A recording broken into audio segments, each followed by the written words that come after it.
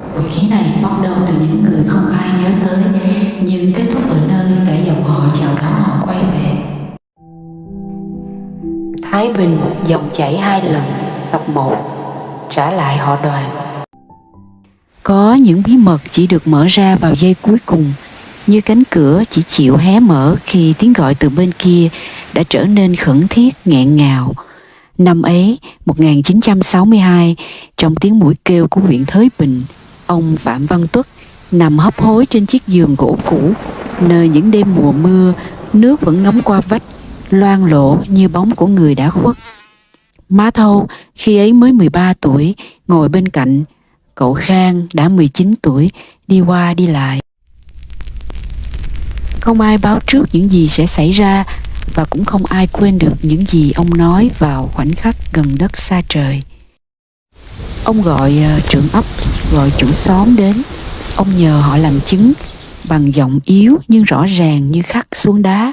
Tôi không phải cha ruột của hai đứa nhỏ Khang và Thâu. Tôi xin mọi người làm chứng để tôi trả lại cho chúng họ Đoàn. Mọi người chết lặng. Câu nói ấy như rút không khí khỏi căn phòng chật.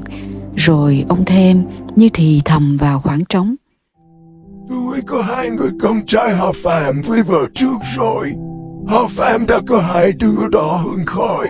Còn 2 đứa này, mãi chúng nó, Bambi, là vợ thứ 2 của tôi.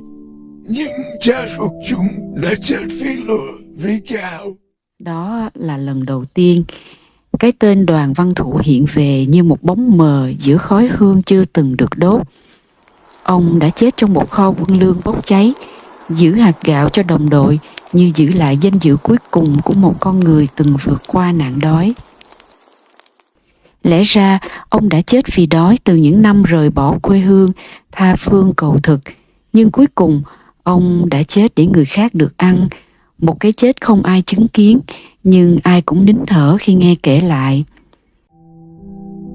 Ai rồi cũng chết vì một điều gì đó, chết vì bom đạn, chết vì bệnh tật, chết vì rừng cao su.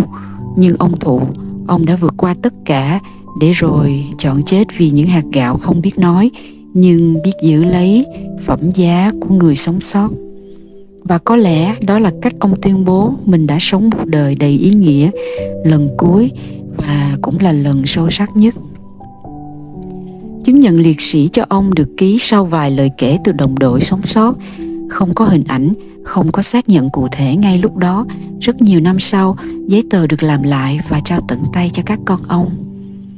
Bà Mị, vợ ông, ngày ấy ôm đứa con trai 8 tuổi trong tay và một bé gái chưa đầy 2 tuổi, trốn chạy khỏi tiếng nổ của chiến tranh và sự im lặng của mất mát. Bà không có thì giờ để tiếc thương. Đời sống kéo bà về phía trước.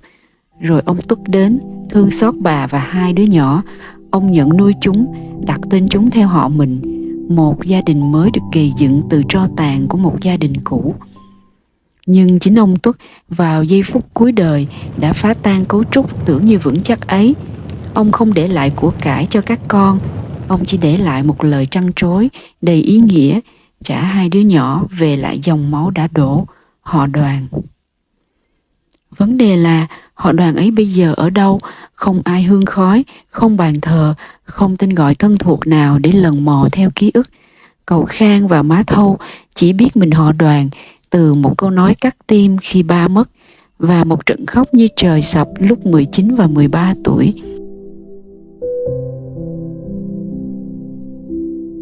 Tình cảm này và lời trăn trối của ông Tuất thật đáng ngưỡng mộ. Tên gọi là một thứ huyết thống không nhìn thấy, nhưng một khi đã bật ra, nó ám lấy cuộc đời như một lời nguyền nhẹ nhàng.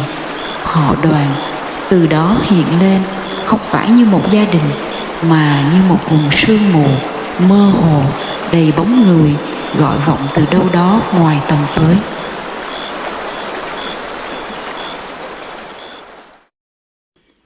Câu hỏi bắt đầu tự sống đời sống của riêng nó. Họ Đoàn, còn ai là người thân? Và nếu không ai hương khói, thì những người còn lại sẽ mờ dần đi như thế nào trong trí nhớ của chính dòng máu mình? Cậu Khang và má Thâu không biết, cả hai chỉ biết kể từ đây mình được trả lại họ Đoàn.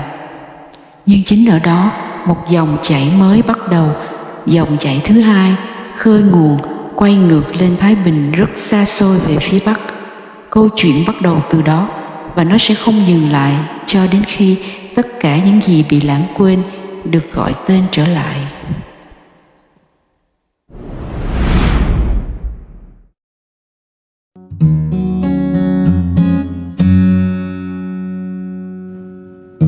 Tell me something, boy.